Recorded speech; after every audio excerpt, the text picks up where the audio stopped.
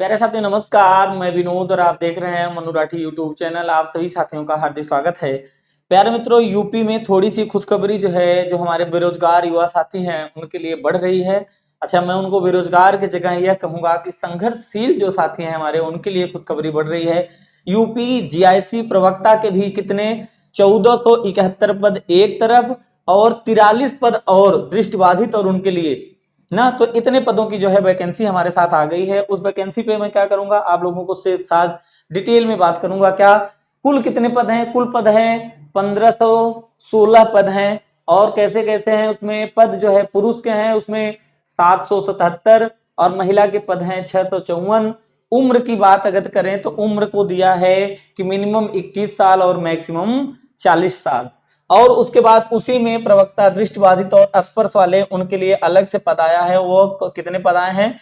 43 पद उनके लिए अलग है। तो इस वैकेंसी पर हम पूरी तरीके से बात करेंगे साथियों।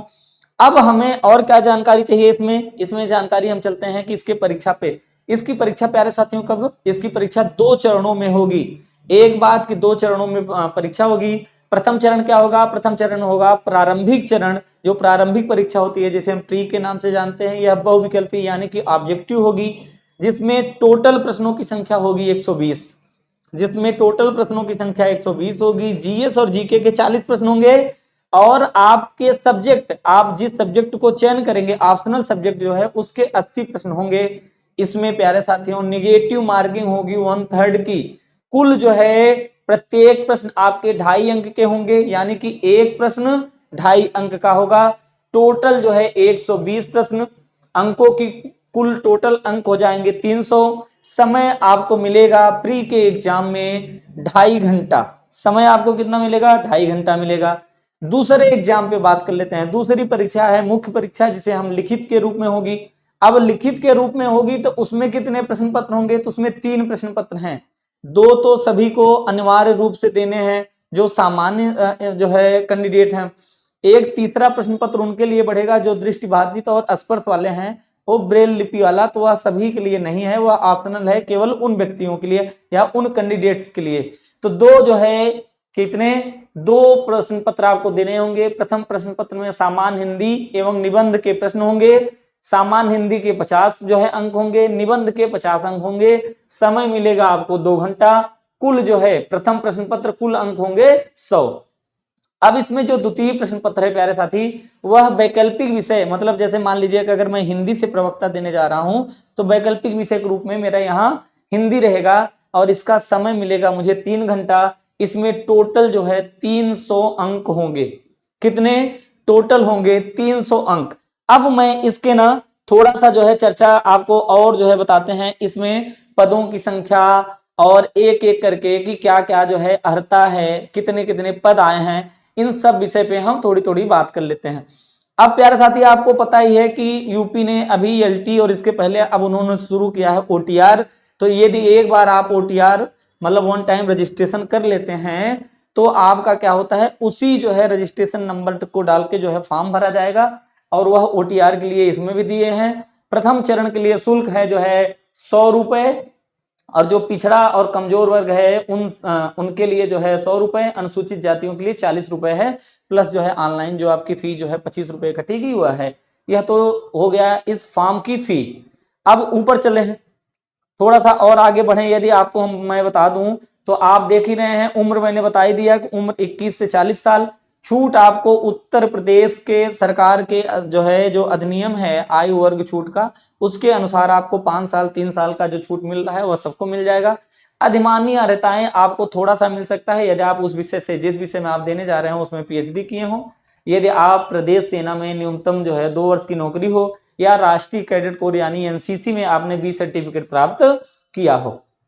अब देखिए, अब मैं महिला पुरुष दोनों के लिए आपको ना बता देता हूं कि इसकी योग्यताएं क्या है। जैसे मान लीजिए आप यदि प्रवक्ता पुरुष में समाजशास्त्र, भूगोल, अर्थशास्त्र, नागरिक शास्त्र, भौतिक विज्ञान, रसायन विज्ञान, गणित, अंग्रेजी के से देने जा रहे हैं तो भारत में विधि द्वारा स्थापित किसी विश्वविद्यालय, क्या किसी विश्वविद्यालय, अब देखिए आपको मैं दिखा दूं, किसी विद्यालय से क्या होगा, स्नातकोत्तर की उपाधि मान यानी कि एमए या एमएससी करना है। फिर एनसीटीई मान्यता प्राप्त किसी कोर्स में शिक्षा स्नातक यानी कि बीएड बीएड पहले भी वहां अनिवार्य था, अब जो है प्रवक्ता के लिए है ही, तो बीएड आप किए हों। इतिहास से दे रहे हैं तो आप इतिहास से हों, जीव विज्ञान से दे रहे हैं तो आप जीव विज्ञान से। अगर मान लीजिए जैसे मैं हिंदी से देने जा रहा हूं, तो हिंदी में क्या है कि भारत में विधि द्वारा स्थापित किसी विश्वविद्यालय से, मानित विश्वविद्यालय संस्था से हिंदी विषय में स्नातकोत्तर यानी कि एमए किया हूं, और एक विषय के रूप में संस्कृत के साथ कला में स्नातक यानी कि बीए में संस्कृत के साथ जो है मैंने बीए किया हुआ हो, या और उसके साथ यहाँ क्या कर रहे हैं कि शिक्षा स्नातक यानी कि आप बीएड किए हुए हैं। और आप और कोई जानना चाहे तो मैं आपको बता दूं, जैसे इसी तरीके से आप सारे हैं। संस्कृत का है तो आप जो है किसी विश्वविद्यालय से क्या हो, जो मान्यता प्राप्त विश्वविद्यालय हो, उस विश्वविद्यालय से आप एमए किए हो, यह उसके लिए जो है आपकी योग्यता है, और बीएड तो आपके लिए है ही है। मैं और आपको आगे ले चलता हूं, इसमें आपको दिखा देता हूं कुछ चीजें, जिससे आप जो है पता चल जाएगा आपको पद जो है कितने कितने पद हैं मेरे साथी, वह भी आप देख लीजिए, नहीं तो आपको लगेगा कि पदों की संख्या तो हमें पता ही नहीं चली। बाकी और आपके जो है समस्या हो या जो आपको समझ में ना आ रहा हो, तो आप क्या करेंगे कि आप कमेंट में करके हमसे पूछ लेंगे। यह देखिए विषय को मैंने परीक्षा का पैटर्न कैसे है, तो पहला जो है पैटर्न है बहुविकल्पी, जिसमें 2 घंटा होगा, पूर्णांक 100 नंबर के हैं, और मुख्य लिखित परीक्षा की बात कर रहा हूं मैं, 100 अंक, जिसमें मैंने आपको बता ही दिया कि 50 हिंदी के और 50 जो है आपके निबंध के हैं। द्वितीय प्रश्न पे 3 घंटा, पूर्णांक 300, और यह जो है क्या होगा, यह आपको देखिए कि पूरी तरीके से वह दे रखे हैं कि 50-50 कहां से, जो हिंदी में निबंध आएगा वो कहां से आएगा, साहित्य या संस्कृति से आ सकता है, राष्ट्रीय विकास एवं योजनाएं से आ सकता है, राष्ट्रीय अंतरराष्ट्रीय समसामयिक सामाजिक समस्याएं और निदान से आ सकता है, विज्ञान तथा पर्यावरण से, प्राकृतिक आपदाएं एवं उनके निवारण से, कृषि उद्योग एवं व्यापार से। अच्छा, यह जो पहला प्रश्न पत्र है ना, यह सबके लिए अनिवार्य है, मतलब कि हिंदी, सामान्य हिंदी और निबंध जो है सबके लिए अनिवार्य है। तो आपको भी जो है इसको ध्यान से पढ़ना ही पड़ेगा। मेंस में आपको यदि देना है तो मेंस आपको लिखना है, तो इसे आपको जरूर जानना पड़ेगा। अब यह देखिए आप इसमें दे रहे हैं कि प्रत्येक विषय का जो है पाठ्यक्रम क्या है, मतलब कि सिलेबस इन्होंने दे रखा है। मैं आपको ले चलता हूं अब एकदम अंतिम पेज पे, जहां दिया हुआ है वैकेंसियों का आपको डिटेल, वह वैकेंसी आप देख लीजिए, वह डिटेल देख लीजिए। 1/3 की माइनस मार्किंग है, वह आपको पता ही चल गया। हाँ, जो मैं एक चीज और बताना चाह रहा था, वह देख लीजिए आप। जो मेंस होगा ना, मेंस क्योंकि लिखित होगा, तो मेंस जो लिखित होगा वह प्रश्नों की कुल संख्या 20 होगी, सभी प्रश्न अनिवार्य होंगे, तथा प्रश्न खंडवार मतलब 3 खंडों में विभाजित होंगे। कौन कौन से? खंड अ के अंतर्गत 5 प्रश्न आएंगे, वह सामान्य जो है उत्तरी प्रश्न होंगे। उत्तर जो शब्द की सीमा होगी वह 250 शब्द जो है आपको लिखने होंगे। प्रत्येक प्रश्न के 25 अंक जो है होंगे, मतलब कि 5 प्रश्न 25 अंक का एक प्रश्न, यानी कि 125 मार्क्स का खंड अ में हो गया। खंड ब में 5 प्रश्न होंगे जो लघु उत्तरी होंगे, जिनके उत्तर की सीमा आपको कितने में देनी होगी? 150 शब्दों में देनी होगी, और वह 15 अंक का होगा।